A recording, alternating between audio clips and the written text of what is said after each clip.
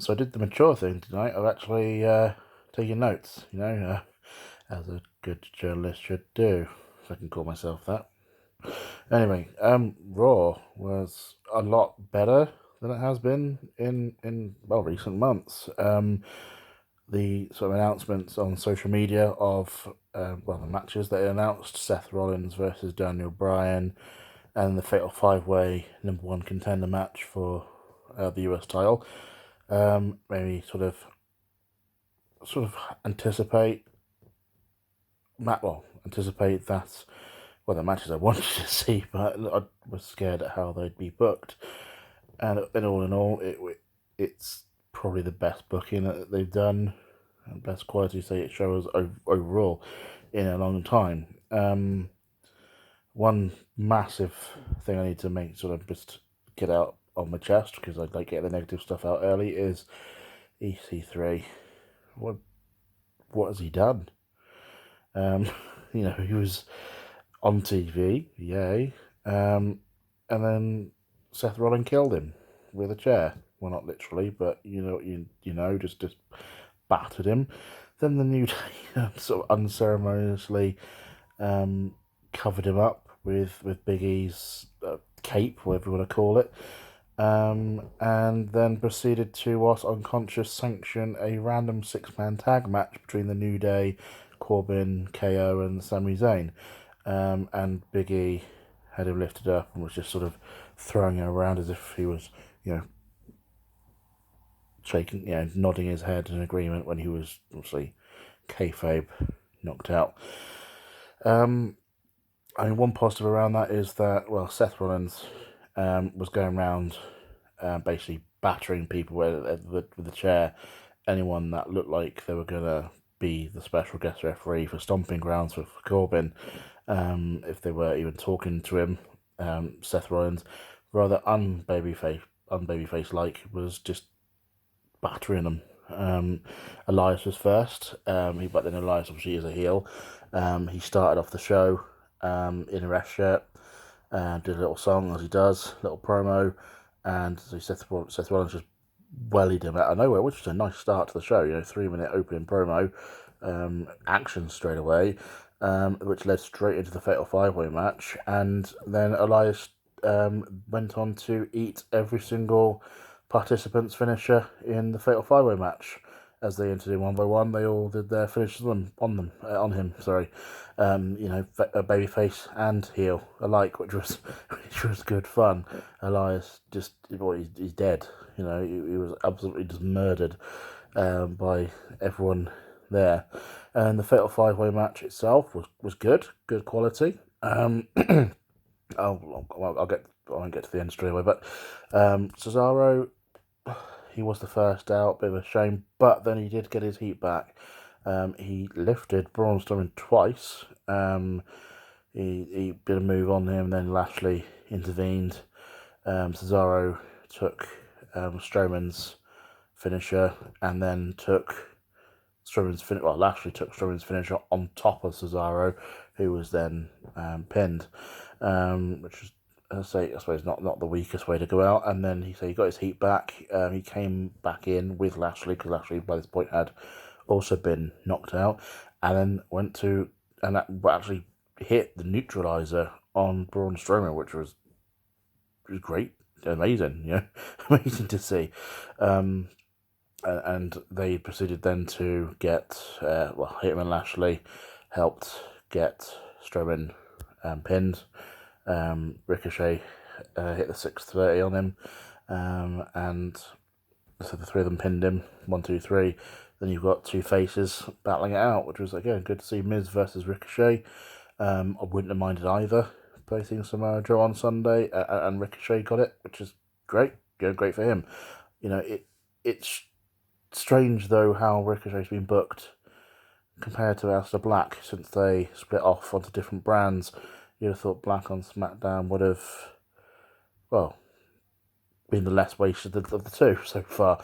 I know Black's probably leading to something with his promos, but it's strange that Ricochet is probably going to have a title match before Black's even had a match, since so they broke off as a tag team.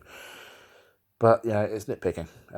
It's great booking, great match. That led into sort of then the Becky Lacey stuff. Don't really care. Lacey, fine primary work. She needs to get better in the ring, as has been shown in the last couple of weeks. She was unfortunately awful against Charlotte Flair a few weeks ago, and last week I swear she sandbagged Bayley's belly, but that's just my opinion. I'm not sure you've all got yours as well. And then that sort of led on after that. They had Lacey got in the ring, took the Bexploder, and that was that. And then so that led on to more shenanigans in terms of Rollins. I think all in all he attacked 4 people, I think it was, with the chair. Corbin at one point was one of them. He hit Corbin in the arm, once. That's going to kill Corbin. Turned out, of course, it didn't. We'll get to that later on. Just sort of looking through my notes. This is in no particular order, unfortunately. Shane had some TV time, not the same amount as normal, and it was split off into small segments, which is better. He's got his little faction now, the Revival and Drew McIntyre. Drew McIntyre wearing the traditional leather jacket suited to that of a dad having some form of midlife crisis. He seemed to have had that the last couple of Raws. SmackDown, he had his normal gear on. But yeah, for what it led to, it was great. So basically what happened was there was a few different segments, one of which Heath Slater came in asking for a raise to Shane. Shane was like, "Oh, you've got balls. You're a man. I'll let you leave out like a man, but no, go away." And then Drew goes, "I'll help you. No, you're one of my crew." And then wails on Heath completely afterwards, which was great. So sort of saying, thanks for the 3-man band stuff. Not, because that was terrible, to say the least. So that was great to see. And then it culminated with a Roman Reigns segment, without Reigns having been used previously in the night, which was, again, great. It got Roman Reigns doing what he does best, killing people, not literally. He wailed on all 4 of the Revival, Drew McIntyre and Shane. Shane they ended up going from backstage into the ring, and he loaded on Shane and said, and because Drew had scarpered off somewhere at this point, he obviously yells at Shane, tell Drew what's coming on Sunday, which again is all fine. I enjoyed that. Did what it needed to do for Sunday. Didn't really get me hyped for the match, but it was enjoyable booking, to say the least. And what else do we have? So you've got the Alexa Bliss, Nikki Cross stuff is going somewhere, which is good. You had a tag team match. Iconics defended their titles. In a legitimate match, a proper match against Bliss and Cross. Bayley was ringside because of the incoming Bayley versus Bliss match on Sunday night. Until Bayley was there, I was worried they were going to do the shenanigans where Bliss would end up being dual champ, tag team champ and women's champ at the same time. I don't want to see that. Unfortunately, I don't want to say it, another blondie shoved down our throats. Bliss, the character's fine, brilliant heel work. Not bad, not great, but not bad in the ring. But I don't want to push that hard. I do want Nikki though. I do want Nikki to be pushed, and there's this angle now that Nikki looks like she may go heel because Bliss has twisted her head, and made Bayley seem to be obviously the bad guy, and Bayley's obviously the good guy, the good girl. In terms of being a babyface. So it'd be great to see where that goes. But Nikki's going to be in the corner on Sunday, on Bliss's corner on Sunday. I think that means Sasha Banks is probably going to come back, which is, again, absolutely fine with that. We'll see where that goes moving forwards. It'd be great to see Sasha back on TV. Hopefully we can put everything in the past in regards to, we don't truly know what happened, but what happened around when they lost the tag team titles and obviously not appearing since. Then we had, as I say, there was various segments, as I say, all night around this angle of who was going to be the ref. That this was how the show was built around. Who was going to be, special guest referee on Sunday. Now the rumours are it's going to be Brock Lesnar, which again could be interesting to watch. Might get the viewing figures in as well because it'd be something interesting to watch. Or it's the main, because it should be the main event. Then I say several people have ruled themselves out or were murdered by Seth Rollins as ET3 was killed. Eric Young was battered. Of course, I've already said Elias. Paul Heyman cut a promo saying you'd be stupid to want to be the ref, to offer to be the ref because you'd get Seth Rollins killing you with a chair. And he proceeded to cut a promo on Seth, accusing him of not having any balls because he could only attack with a chair, which was it's a great promo. Paul Heyman always does great promos.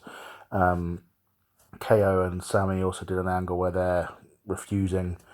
They sort of united in terms of what happened last week to Sami Zayn, that they're both not going to be the special guest referee in a Kevin and Sami Zayn show as they did when Corbin was the special guest. And so as I say, we're running out of legitimate heels that could be it anyway, apart from Lesnar, of course, who wasn't there as normal on Raw. And as I say, I'm talking a lot more because there's more to talk about. What else have I got? Just looking at my notes here. There was a picture going around on Twitter last night about Dana Brooke during the main event tapings. If you haven't seen it, if you're squeamish, don't look for it. It doesn't look pleasant. It was in a match with Sarah Logan apparently, and I know head injuries look a lot worse than they are, but oosh. I heard the referee threw the X up immediately on that one when obviously what happened. And then we've got Gallows and Anderson were on TV. They're teasing an angle where they're going to sort of bring a faction back together with AJ because they were on TV with AJ. They had a match as well against the Usos. They lost, but it's the Usos. And they're teasing something moving forward, which would be great to see. But I'm skeptical in this, that I believe it's only for the new, for the Japan tour they're doing. I think so this weekend or the weekend after. They're in an 8-man tag with Triple H, the three of them. So we'll see really what happens, but I can't see it going much further. The R-Truth and Carmella stuff was fun again this week. They were actually in the front row of the crowd in disguises, but unfortunately the disguises were found out. I think Carmella was Charlie Chaplin, and I think R-Truth was dressed as some form of nan or granny. I'm not sure, but again, it is what it is. It's R-Truth has made the title more fun, 24/7 title more fun than anyone I think was thought it ever would be. So it is what it is, but it's fun. Firefly Funhouse, it's amazing. It's. I'm just hoping, I'm praying once he's back in the ring itself, it continues because it's fantastic viewing. This sort of promo he cut this week in terms of saying about how people worship what they fear. And then saying about he has power because of fear, and then follow the leader, etc., etc., and then the join us chants, which I saw Cultaholic were jokingly saying, I don't know, hopefully jokingly saying they were going to get the lawyers on that one, which was funny. It was fun to see on Twitter this morning. But it was all very good, and it was overall, despite the ups and downs that I mentioned through the show, it was fine. It was a lot better. And then we got the main event as well, Rollins versus Daniel Bryan. After about 2 or 3 minutes, Roman, I'm sorry, I forgot what his name was, Eric Roman, just battered Rollins, caused a DQ. Then loads of tag teams came out and started welling on each other, which threatened like a 24-man tag for the main event, real main event, which would have been weird. And in the end, everyone was banned ringside, restarted the match, a decent 10-15 minute match. Bit rushed at the end because I think they were running out of time. Rollins picks up the clean victory. fine. Which is great to see because they were advertising a lot that Rollins had never beaten Bryan. Shame it was done on a Raw, but you know, it is what it is. You know, it's champ versus non-champ. If there's no heel shenanigans, you can't have the champ going under, really. And then they close the show. Corbin, chair, sort of battered Rollins, held up the title. Bit of a lackluster ending right at the end, but it was all fine. So it was great to see. Oh, excuse me. Anyway, as you can tell, I've got a bit of a cold. That's why I'm talking a bit more softly.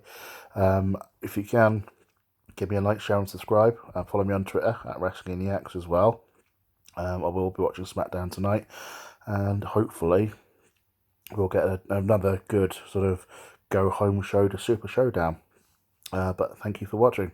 Bye.